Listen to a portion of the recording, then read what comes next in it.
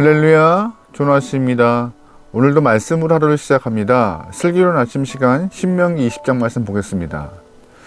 어릴 적에 동네마다 아이들이 참 많았던 것 같습니다.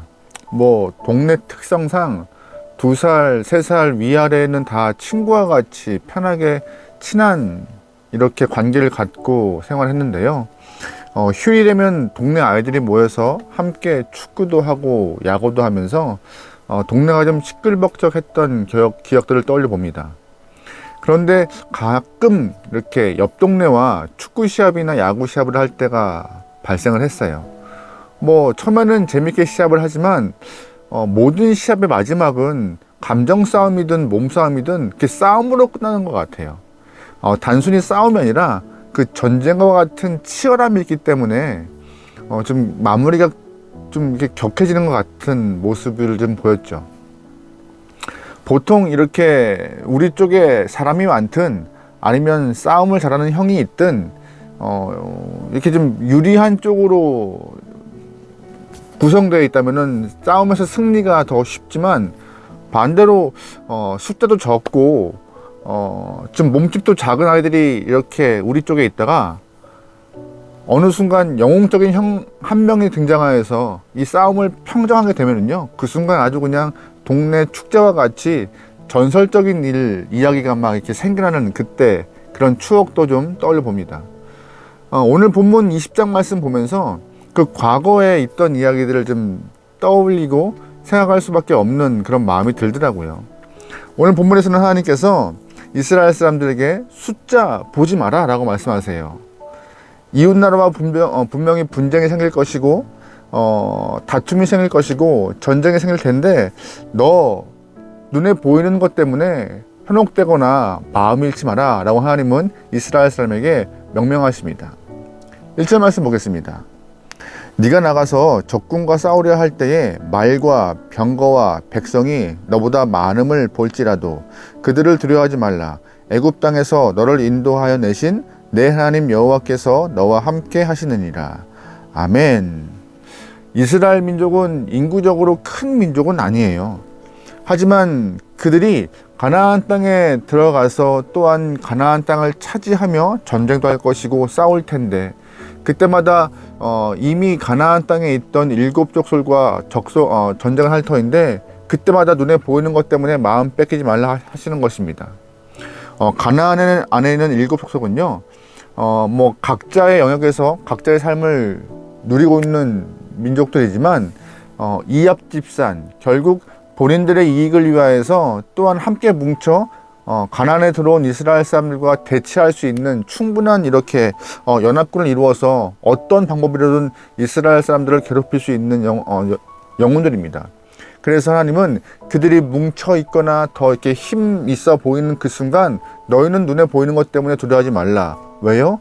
이스라엘 너희를 이끌어내신 애굽에서 이끌어내신 하나님이 너와 함께이기 때문에 그 가나안의 민족들 주변 사람들이 너희를 괴롭히는 것들 눈에 보이는 병거와 말들 때문에 너의 마음이 흔들리지 않으면 된다라고 하나님 때문에 용기를 갖고 살아라라고 말씀하시는 것이죠. 하나님은 오늘 본문에서 하나님이 너와 함께 한다라는 그런 자신감을 심어주시는 말씀과 함께 이스라엘 사람들을 전쟁 가운데 징집할 때 그 징집의 면제를 해주는 이야기도 함께 등장해요. 5절 말씀이에요. 책임자들은 백성에게 말하여 이르기를 새 집을 건축하고 낙성식을 행하지 못한 자가 있느냐? 그는 집으로 돌아갈지니 전사하면 타인이 낙성식을 행할까 하노라. 아멘. 무슨 말이에요? 먼저 징집에서 제외가 되는 경우가 있는데 첫 번째가 무엇이에요?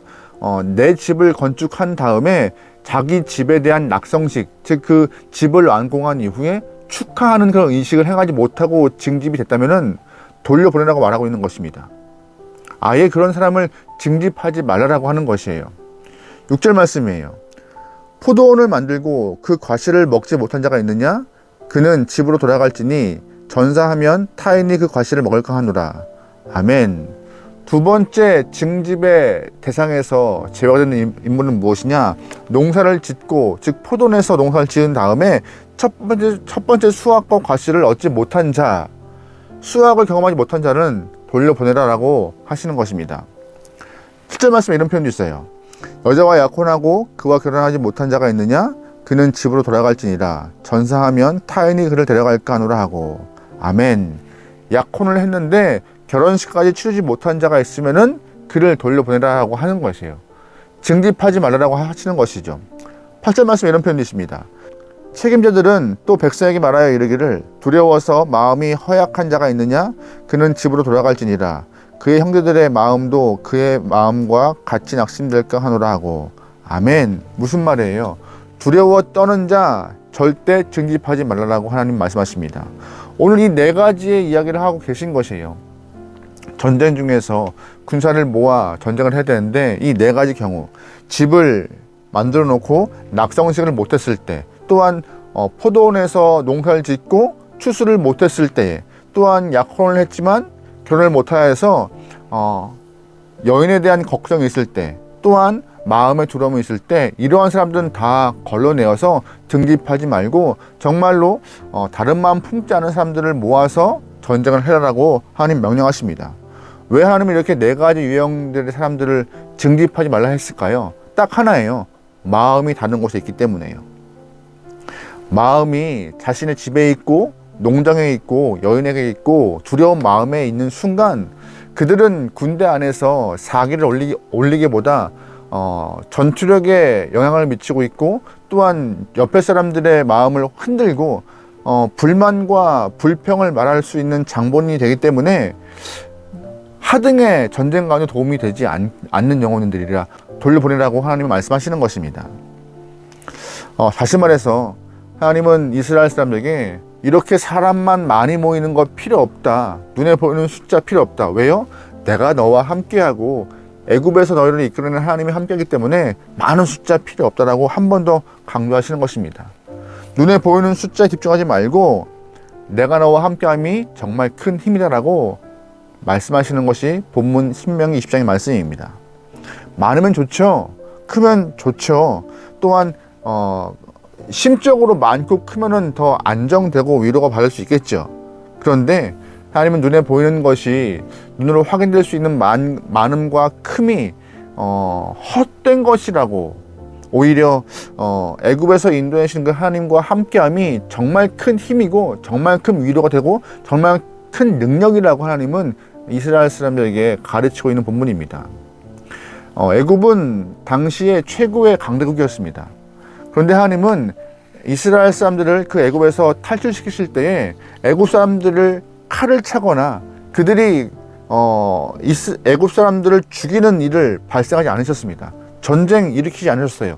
오로지 하나님 스스로가 10가지 재앙을 통하여서 그냥 스스로 애굽 사람들이 포기하게끔 하신 것입니다. 그분이 하나님이신데 왜 너희가 하나님을 의지하지 않느냐? 하나님이 너희의 힘 된다. 그를 의지하라고 말씀하시는 것이죠. 우리는 보이는 것에, 또한 눈에 확인할 수 있는 것에 집중하고 마음을 많이 빼앗긴 영혼들입니다. 그래서 자꾸 내 부족한 것을 확인하면은 채우려 하고 더 많이 쌓아서 만족감을 누리려 하는, 안정감을 누리려 하는 영혼들이에요. 그러므로 하나님은 오늘 본문에서 인간적인 본성, 채우려 하고 쌓아놓아서 안정감 가지라는 그런 마음, 헛된 것이고, 정말 너희가 추구하고 정말 너희가 가져야 될 마음은 하나님과 함께하는 것. 그래서 하나님이 채우시고 더 힘주시고 능주시는 것을 너희가 느끼라고, 경험하라고, 그것이 정말 큰 인생에 너에게 버팀목이며 너희가 추구해야 될 근본적인 모습이라고 말씀하시는 것입니다. 여러분, 오해 없길 소망합니다. 오늘 본문을 말씀하면서 그러면 내가 내 부족함을 느끼고 내 부족함을 보았을 때 노력하지 않는 것이 마땅한 것인가? 이렇게 오해하시면 안 되는 것이에요. 노력하셔야 됩니다.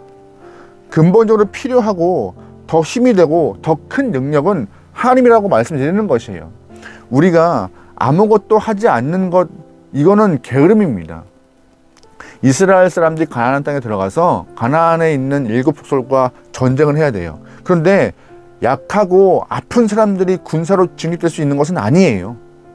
최소한의 군사가 필요해요. 건강한 육체가 또한 내 건강한 마음이 필요한 거예요. 그런 사람들이 전쟁에 나가 싸우는데 작다고 적다고 걱정할 필요가 없다라고 하시는 말씀이죠. 하나님이 더하시고 채워서 너의 부족함을 메꾸실 것이니까 스스로 건강함을 유지하는 것도 필요하고 너의 적음 때문에 두려워할 필요가 없다라고. 여러분, 그러기에 우리 스스로를 위하여서 열심히 땀 흘리고 애쓰십시오. 그건 정말 필요한 것입니다. 예를 들어서 하나님이 이제 가나안 땅에 들어간 이후 이제 기드온이 미드온 족속과 전쟁을 치러요. 근데 하나님께서 기드온에게 허락한 군사가 몇 명이에요? 300명이요. 두려워 떠는 자 다 보내고 300명의 군사만 데리고 미디안에 13만 5천 명을 싸워서 이기는 그 놀라운 은혜를 경험하게 하십니다. 300명 대 13만 5천 명이요. 가능했을까요? 가능합니다. 하나님이 나머지를 다 채우신 것이에요. 그런데 그 300명이라고 하는 그 용기 있는 자가 필요한 거예요. 저는 개인적으로 저와 여러분이 노력하고 땀 흘리고 애써서 이 두려움에 떨어서 집으로 갔던 나머지가 아니라 기드온과 함께 싸웠던 300명이기 소망합니다. 그만큼의 애씀은 필요한 거예요. 그만큼의 노력함은 필요한 거예요. 그만큼의 우리의 마음에 주를 향하는 의지와 강인함은 필요한 것입니다. 거기에 부족함을 더하시는 하나님, 그래서 패배하지 않는 하나님을 우리는 알아야 하는 것이죠. 여러분, 그러기에 여러분을 위하여서 땀 흘리고 애쓰는 것 필요하지만 더 중요한 것이 오늘 본문에서 하나님이 함께하여서 너의 부족함을 채워 너를 이끄시고 힘주시고 능주시는 분이라는 것을 잊지 않아야 한다는 것을 본문은 말하고 있습니다. 여러분, 그러기에 오늘 하루 여러분의 삶을 살아갈 때에 여러분의 부족함을 채우기 위하여서 노력하십시오.